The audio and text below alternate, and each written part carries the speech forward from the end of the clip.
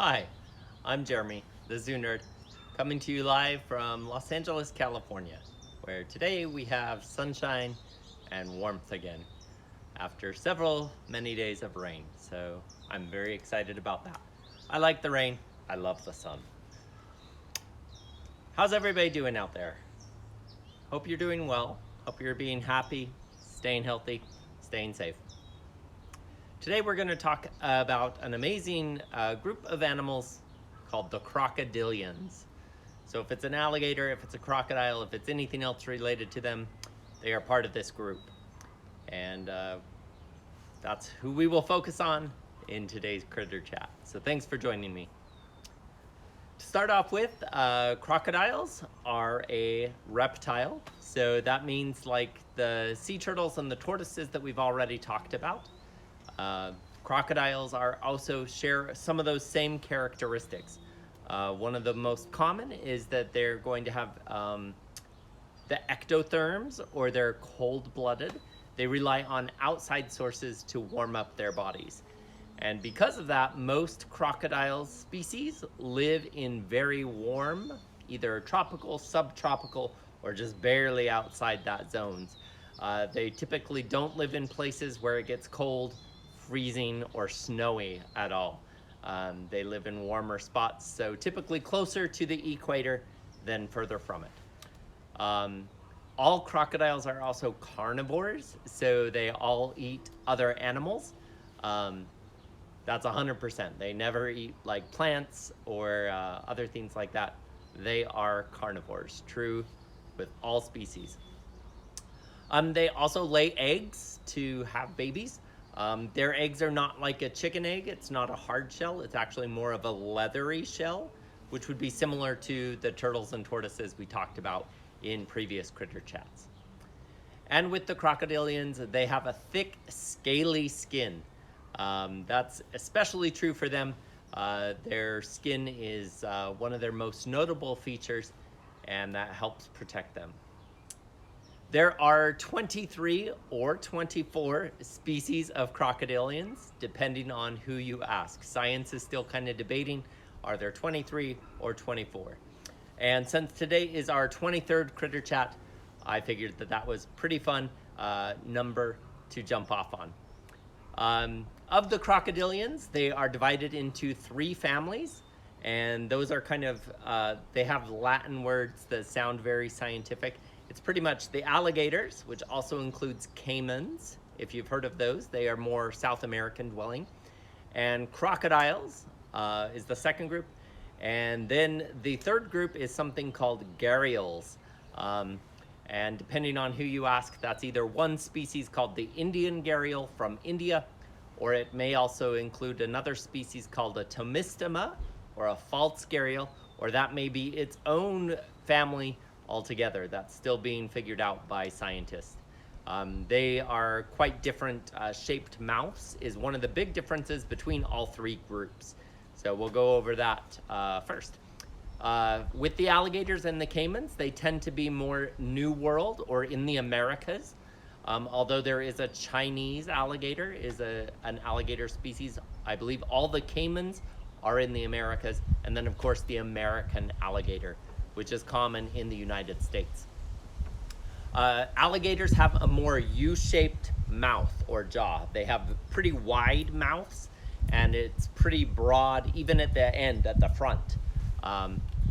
Crocodiles, on the other hand, have more of a V-shaped mouth. So it comes to a little more of a point, and it's a little more narrow at the beginning. And with the gharials and also the tomistoma, it's very narrow mouth throughout, and then gets a little bit bigger at the very tip. And with those mouths, those are kind of the big differences of how scientists group them into the different families: alligator family, crocodile family, or the gharial family. With crocodilians, there are 7 species that are critically endangered. That means that they're pretty close to extinction. Some of those are highly threatened, and there's a lot of good scientific work being done to study more about them and try to save those species. Most crocodilians are at risk in some aspect or in some part of their range, or have been at some time in recent history.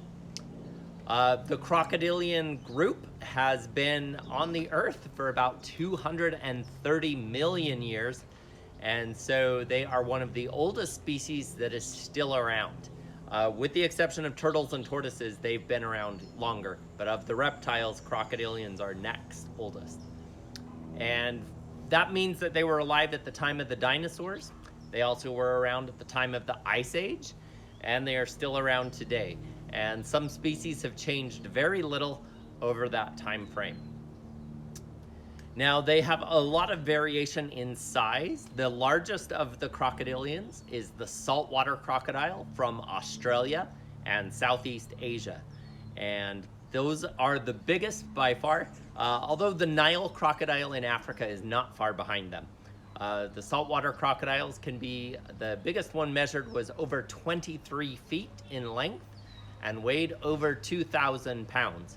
So that is a very big crocodile. The smallest species in the crocodilian group is something called a Cuvier's dwarf caiman. So they live in Central America, and they are still pretty good size at 4 feet to 5.5 feet as an adult, but they're pretty skinny, and so they only weigh about 15 pounds. Interesting thing with all crocodilians, and I believe with all reptiles, is that they continue to grow throughout their lives, so they continue to get bigger. So any of those big species are usually at the top age range of their age. So they can live quite a bit, a long time. Most species at least 30 years, some of those big species at least 70 years, and there are theories out there that some individuals could be closer to 100 years old. We still don't know on a lot of them. It's hard to keep a good track of an individual over a long period of time and know if that's a truly natural lifespan. Once they're in a captive setting, it kind of throws the numbers off because then they get medical care. They're not competing for food. They're not having to find their own food. So with wild individuals, it's hard to document things like a reptile over a long period of time. And so a lot of them have not been studied enough to learn how long they truly can live. One thing that I think is really fascinating about the crocodilian group is that they store a lot of fat in their tail. And I've noticed that in some that I've seen, they're really fat at where their tail connects to their body. And because of that, they can often go a very long time without food. And some of those big guys, that helps to keep them alive and healthy during either cold temperatures, if they're like an American alligator living in a place where it gets colder, like in the Carolinas or Georgia or parts of Texas, or if they're an animal that lives in a place where it could get extremely dry and have a big drought, like in parts of Africa or Australia. That fat reserve would help keep them alive and healthy during those times. Now, we talked a little bit about how they are often endangered. There is a really great success story, and that is with the American alligator. In 1967, they were put on the endangered species list, and it was assumed that there were only about 200 animals left. And they created an interesting partnership with alligator farms who were actually raising them. And also conservation organizations protecting them in places like the national parks, like the Everglades and state parks throughout their home range. And in 1987, so just 20 years later, they were removed from the endangered species list and deemed fully recovered. And today, the American alligator is the most numerous of all crocodilian species. And so that's a big success story. And it proves that conservation efforts can work to save a big reptile like this. And with the things that the science community learned in helping to save the American alligator and how they can breed them and raise them in a farm setting, they are now using that to help save some of the more endangered species throughout the world.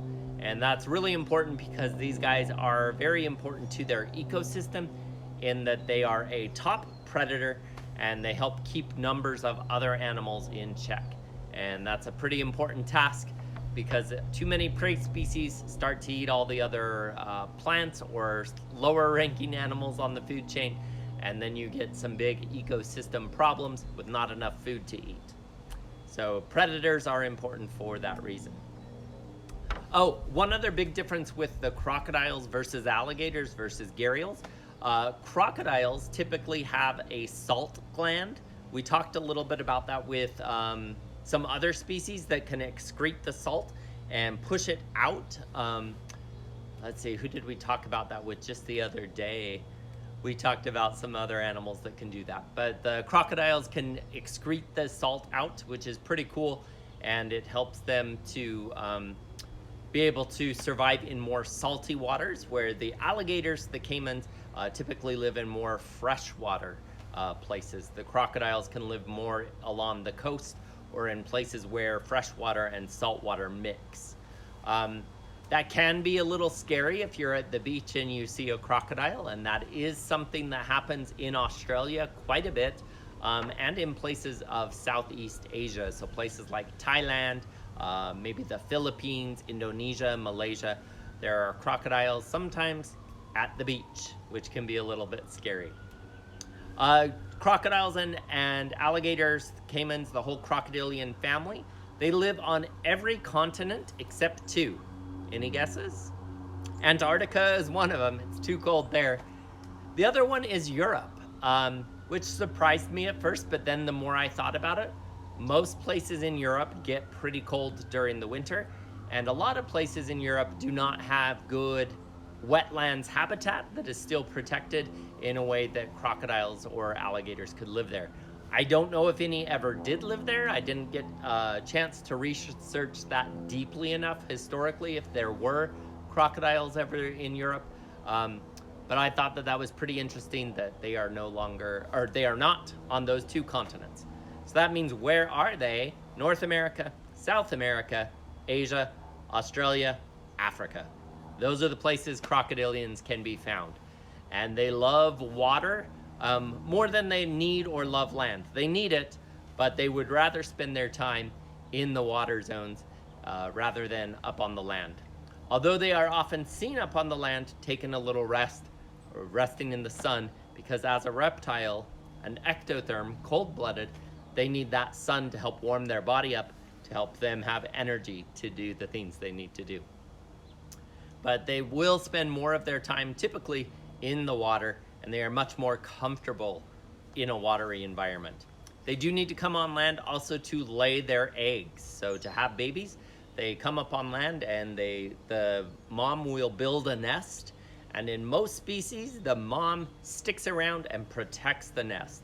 And that is very unique to the crocodilians in the reptile big family group. Turtles and tortoises don't do that. They lay their eggs and then they're out. I believe that is also the case with all snakes and lizards. For the most part, they're kind of lay the eggs and then they're done. Crocodiles, alligators, caimans, all those guys, they stick around, and the mom will usually protect the nest. And she's pretty smart in doing that, because she knows that there's a lot of things that would try to make a good meal out of crocodilian eggs. Things like raccoons, snakes, certain kinds of lizards, small mammals like mongoose. Any of those kind of things will dig up a nest and try to steal the crocodile's eggs. Now, crocodiles also have some amazing senses that they use to help navigate their world. They have a really good sense of hearing, and although you can't really see where their ears are, they are able to hear things very easily. And scientists have learned that in monitoring their nest and protecting the nest, the mom can actually hear when the babies are hatching. The babies make little peeping and squeaking noises, and the mom will sometimes help dig them out of the nest to help them. If the nest is a big pile, she'll usually put leaves and little branches and mud over the top of the eggs to help keep them warm. Now, they also have excellent eyesight, particularly above water. They kind of live in murky water most of the time, so underwater that's not going to be as important. But above water, and their eyes are on the tops of their head, so they can be almost entirely underwater with just their eyes and their nostrils sticking out. And with those really good eyes, they can see a lot of different things coming and going that they would maybe want to try to eat. They also have a good sense of smell, and with their nostrils above the water, they can also smell things. Sometimes they will eat things that are already dead. That's called carrion if it's a dead animal already, but they will sometimes smell something like a cow or a deer that's dead and rotting, and they will sometimes come to that. That's especially true in Africa during times when maybe there's not a lot of food or a drought and it's hard for them to find their usual food. They will look for things that are already dead to eat. Now, one of a crocodilian's greatest senses, and this is super fascinating to me, is their sense of touch.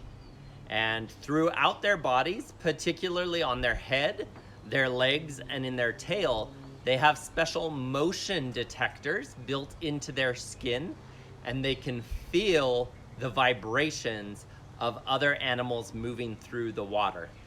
And that's really important to help them as a predator, and it's also a very big part of their courtship and mating rituals, which is really fascinating.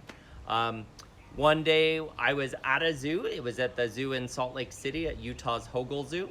Before I ever started being a professional animal nerd or zoo nerd, I was just there visiting at the zoo, but I was there at a quiet time, and no one was really in the zoo because it wasn't the best of weather.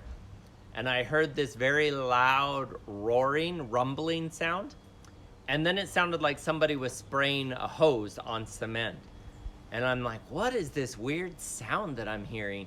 And I had been looking at the elephants and the rhinos, and I kept hearing this sound, and so I went the other direction to where the sound was coming from.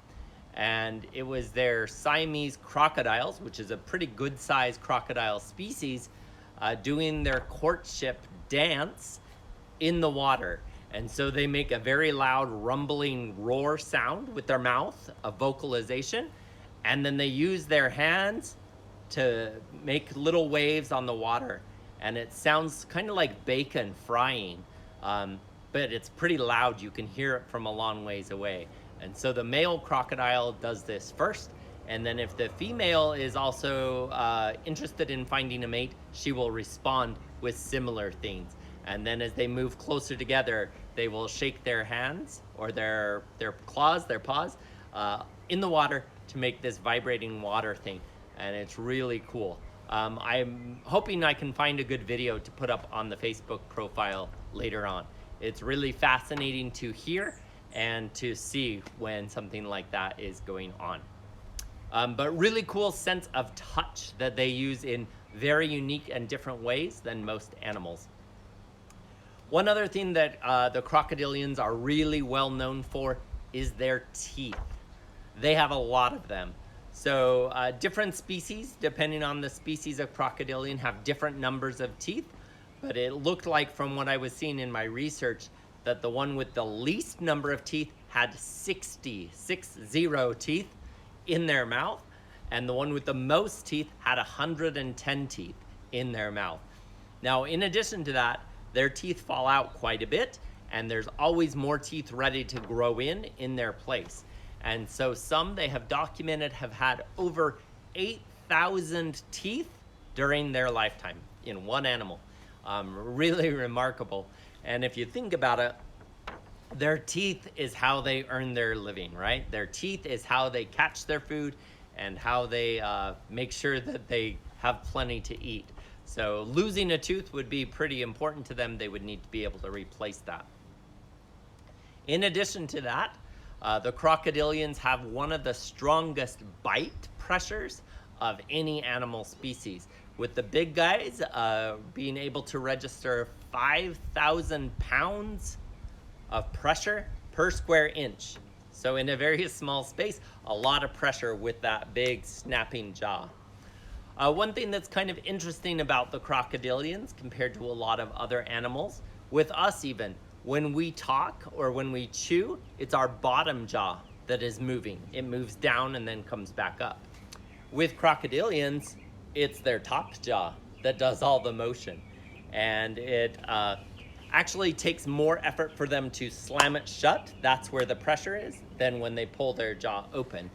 And if you've ever watched any of the shows on like documentaries with crocodiles, you may have seen them catching crocodiles. One of the first things that they do is they hold their jaws closed, and then they'll usually put tape or a rope around their jaw so they can't open it back up, because that's the most dangerous part on a crocodile is their mouth.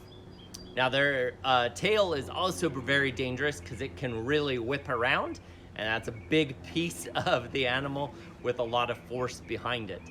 They also can do quite a bit of damage with their claws that are on the ends of what I'm gonna call their arms and their legs. They have pretty sharp claws, and that could also tear you open. But really, the mouth and the teeth are the most dangerous part of a crocodile. Now, with crocodiles and their society, the males are generally very territorial, and they will often fight or try to chase away other males that may come into their space. Now, they won't chase away females because they're like, hey, more ladies, the better. But the males will definitely try to chase away other males, and occasionally they'll have a little conflict where they'll kind of start to like smash into each other a little bit. If it's a really relentless battle, they may start to try to bite each other, but it rarely comes to that. Usually one crocodile is able to say, hey, I'm bigger, and then the smaller one will leave because he knows he'll be in trouble if he takes it too much further than that. With the females, like I mentioned a little bit earlier, they are really protected and defended. Moms protecting their nest. So they'll dig a big hole, they'll lay all their eggs. That can number anywhere from about 20 to up to like 70 or 80 eggs. And then they cover it with leaves and dirt and mud. And then they wait for the eggs to incubate. They don't like sit on their eggs like a bird would do, but they stay nearby and protect the eggs from predators. And then if they hear the babies, when the babies start to hatch, they will sometimes dig the eggs back open using their claws. And then the mom crocodiles do something that's pretty crazy. And for a long time, scientists thought that they were cannibals, or that they would maybe eat their own babies. But what they'll do is they'll use their mouth as a place to carry their babies. And if you think about how a crocodile looks, it doesn't have a pocket, it doesn't have arms, it doesn't have a good place to carry babies, except in its mouth. And so they'll load up their babies in their mouth, and they'll take them from the bank down into the water, into the lake or the river, and they'll watch over those babies as they learn to swim. And over their first couple of weeks, months, maybe even up to a year, they'll help monitor those babies and keep them safe from other things that may try to eat a baby crocodilian. What else? So we talked a little bit about their thick skin. So that is a really good thing that helps protect them, especially if they're males and they're fighting with each other. Also, as they eat a wide variety of different things, sometimes including things that are big with sharp hoofs or horns, like a deer or a wild cow, or if it's in Africa, they will go after things like wildebeest or buffalo that are crossing a river, or zebras. So that thick skin helps protect them from getting kicked by some of those bigger animals. But that thick skin is also a big part of why many of them are endangered today. And that's because, once again, people have screwed things up, and people decided that the skin of a crocodilian is very beautiful. And so they were often hunted for their skins, and their skins are made into boots or shoes, watches, belts, suitcases, and a variety of other things. There are some legal ways to raise alligators and some other species for their skins today, because some species are common, but a lot are still hunted illegally or poached around the world for their skins. And that's a big problem for a lot of the species, especially many of them who have very low population numbers today. Their other big threat that is facing them is habitat loss. And that's because if people are doing things like maybe they take over the wilderness area, and where there's a river, they decide, oh, let's build a golf course here, and we'll put apartments on the other side that overlook the golf course. And all of that construction and building has now taken away the area where the crocodiles need places to lay in the sun, or places where the crocodiles would make their nest, and that has caused a lot of problems. Also, people will sometimes persecute a crocodile if they're trying to raise animals. They think the crocodile is a big threat to like their pigs, their goats, their chickens, whatever.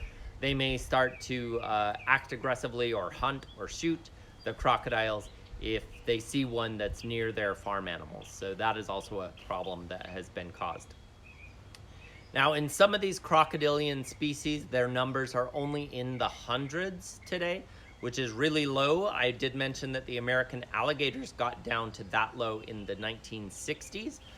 Today, there's a species in China called the Chinese alligator. That's actually, there's only two kinds of alligators, American and Chinese. And the Chinese alligator is in that same situation today, where there's only about 200 of them left. And many of these scientists who have worked with different crocodilians are now working with the government in China, and they've set up some very specific conservation areas and some breeding programs in a captive setting, so like zoos or special conservation breeding centers to help breed them. There's also breeding of Chinese crocodiles that's being put in place in a lot of zoos in the United States, to where zookeepers can help in that breeding process and hopefully save the Chinese alligator. There's also an amazing species called the Indian gharial, which that was one of the photos that I put up earlier. They're the ones with the really long, skinny mouths. They are also very, very endangered in India, with only about 250 of them left along the riverbanks in India. India is a place where there's billion people that live there, and so a lot of their threats come from just too many people living in one small area, and also people hunting them for their skins. And droughts and floods have also caused a big problem with the gharials. Now, there are some people who are doing some really amazing work, and the San Diego Zoo is one of those. They've worked with a wide variety of different species over the years, and they help oversee something called the Crocodile Specialist Group that has done a lot of really great work in helping take care of some of these crocodilians around the world. So the good news is that there's a lot of people out there who are doing a lot of good work to help governments understand their importance and help local citizens understand the importance of a predator in their ecosystem to make sure that there's not too many prey species. But that's kind of all I have today for crocodilians. I'm gonna scroll back, see if there's any questions, or if you have a question, go ahead and type that in and I'll see if I can answer that. Oh, have I seen crocodiles in the wild? Yes. So I have seen the American alligator, which is a crocodilian. I've seen that in the wild in Texas. I went to a state park that is south of Houston, and I saw an American alligator there in the wild. I was very excited to see that. I went during Christmas time, so it was very cold, and so I didn't know if we would see one that day, but I did see a nice big fat alligator up on the bank trying to get some sun. He was probably about 7 or 8 feet long. Probably would have weighed about 150 to 200 pounds. Pretty good sized alligator. I was really excited to see him. I have tried to see alligators in a couple other places in the Carolinas and in Florida, but I did not have luck in those spots, so I was excited when I saw one in Texas. I have also seen Nile crocodiles in Africa when I went to Kenya. I was able to see several along the rivers, and there was a space at the conservation organization where we were staying that they called the water hole. It would fill up with rain quite often when there were rains, and then as the dry season came, it would usually turn into just like mud and not much else. But there was one big crocodile who lived in that water hole. He was probably a mile or so from a river. So our guide said that if the water hole ever dries up, that crocodile usually will bury himself in the mud and wait for the rain to come again. Or if it's dry for too long, that guy would actually have to walk about a mile to the river to get more water to keep him going. I wanted to see them in Australia, but I did not see saltwater crocodiles nor the freshwater crocodiles in Australia in the wild. I did see them at zoos there. And saltwater crocodiles are incredibly beautiful. They have very beautiful skin, and they are absolutely huge. The Nile crocodiles are not much smaller than them. Also, when I was a zookeeper at the Los Angeles Zoo, I worked a little bit with the reptile department as a volunteer, not always. When I was an actual zookeeper, I didn't work with reptiles at all, but when I was training and was a volunteer, I did work a little bit with their species there that they have called the Tomistoma. Tomistoma is a very large species. The big female in the LA Zoo, I believe she's about 15 feet in length. They're also similar to the Indian gharials. They have kind of a narrow snout, and they are common from like Southeast Asia, so Indonesia, Thailand, those kind of areas.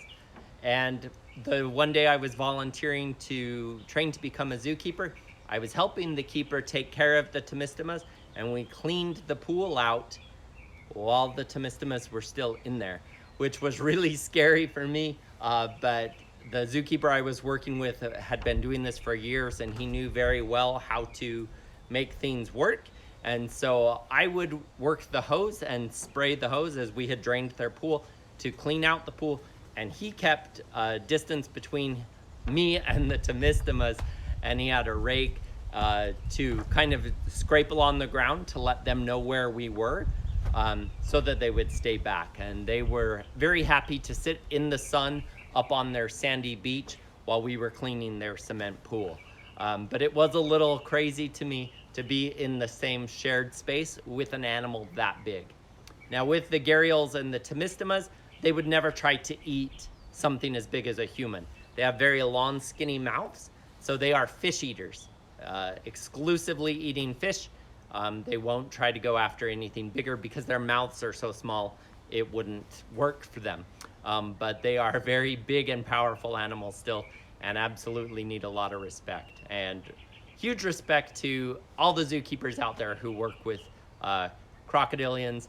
They're very smart, they're very fast, very strong, powerful animals, and really amazing animals, important to their ecosystems.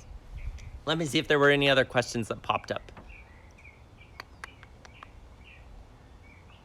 Oh yeah, they are a little bit scary. Somebody commented that. They can be very, very scary. They're also considered to be some of the smartest of all reptiles, which I think adds to the scary factor there. Some reptiles are not always the brightest, and so when you put something big, fast, powerful, and it's smart, that's kind of a huge threat of how they can be scary. But luckily, most people who work in and around areas where these animals exist have learned how to respect them and be careful in working around them. Now, there are some people who work around them who don't maybe have full respect and try to show off to their family, to their friends, to other people, to try to show off how brave they are. And those people get in trouble with crocodilians all the time. That happens on a global scale, so that happens pretty much wherever they're found. And occasionally there's somebody who does something stupid and gets killed by a crocodile or severely gets injured by one of them. So they definitely are animals you need to be cautious around and definitely respect them and their powerful skills. So I hope you've enjoyed what I've shared with you today. I'll be putting up some more information on the Facebook profile page later today to share. And where would be the best place to see them outside of a zoo setting? Well, if you live in the United States, the only ones that live here wild, there's the American alligator, which is fairly common in the southeastern US. So they range from about North Carolina, South Carolina, Georgia, Florida, Alabama, Mississippi, Texas, and maybe a little bit into Arkansas. If you go to any of the protected wetlands that are in a state or national park, you would probably have a good chance of seeing them. I know there is a place just south of Houston, Texas, That's a state park. I don't remember the name right now. It had a B in it. But that's where I saw an American alligator in the wild. The Everglades in Florida would be an amazing spot to see them. If you are not in the U.S., let's see, South America, there would be a lot of river ecosystems or wetlands that you would be able to see them.